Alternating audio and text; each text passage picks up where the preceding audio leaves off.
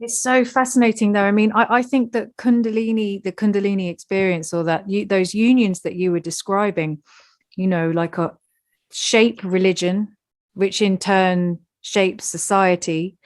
But what we've got is there are experiences within the Kundalini process which are not conducive to building a structured, safe society. A lot of the Kundalini experiences involve breaking down those social constructs, those human constructs of what is the self. But we need those constructs to feed people, to house people, to heal people, to educate people. And we need to thrive, like, as humans on this planet in some kind of organized ways. I mean, I suppose there's arguments about like chaotic systems, but in some way, this relationship between human society and the Kundalini experience has been this conversation since time began. So how do we order society? How do we achieve liberation? And it's like, it's interesting watching. I mean, I don't know much about the Western culture, but watching the way tantric ritual has changed, how Vedic ritual has changed, and how that's informed structures within society, and vice versa, like the left-hand path in the tantric system. So sexual union would be practices within some aspects. Now, this isn't neo-tantra. This isn't just about eroticism. This is about something that transcends eroticism. It's about liberation. But those practices were deemed inappropriate for a family man or woman with children, because that family unit needed to be held safe so we could raise psychologically healthy children. So it's like this.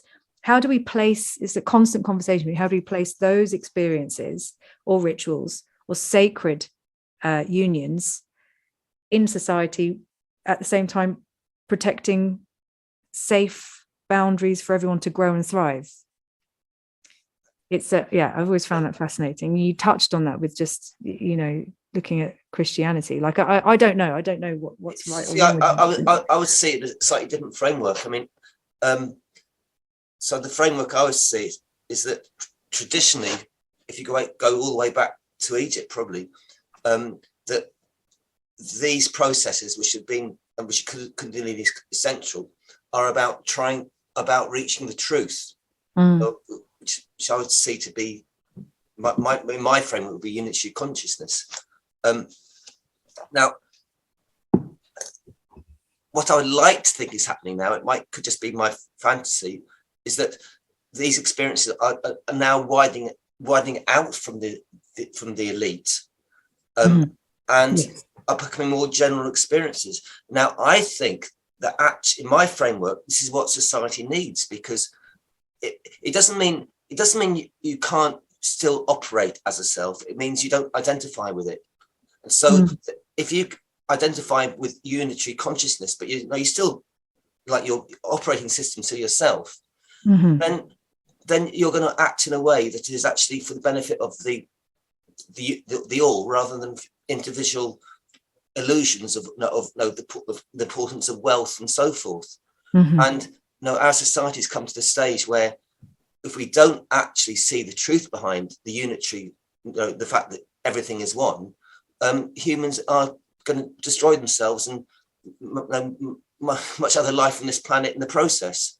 So that needs to be the motivation, doesn't it? The motivation behind the structures, like structures that enable self-actualization ultimately. Yes, I was going to say what's got humans in this mess that humans have created is the fact that not enough people have been spiritually awakened and identify with the creative self and ego, and then are activated to build up their ego and build up their wealth to the detriment of everything else. So I think to me, the more people that do have spiritual awakenings of Kundalini and other kinds, though it's all connected, the more hope there is for humanity. So I don't think it, if lots of people have these experiences, it's not going to dismantle the structures. It's going to help create a new structure that is more sustainable.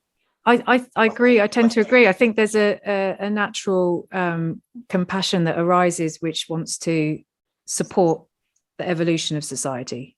the evolution of humankind, in that, you know, eradicate as much suffering as possible on earth.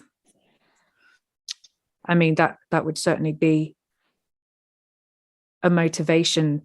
Or you were talking about, Samir, you were talking about guidance, a sense of being guided. I think that's a really common experience. People feel like that this is an intelligent force, and there is some guidance, like, that's taking you towards a certain purpose in your life, or an action or service towards the betterment